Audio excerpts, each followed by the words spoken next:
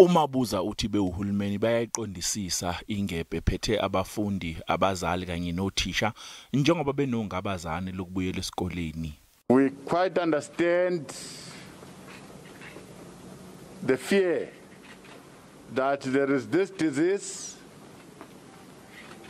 Everyone is scared, but you stood up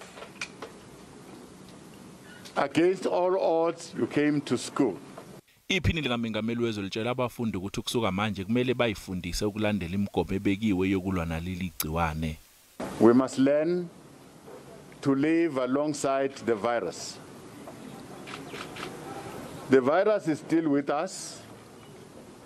That is why I'm wearing a mask.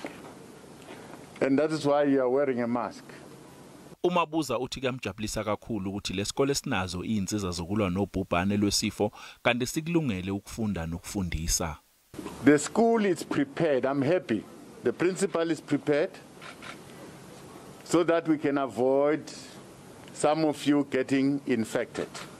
Isifundazwe iNorth sinabantu abangama-657 asebehaqile isifo kanti 5 asebeshonile.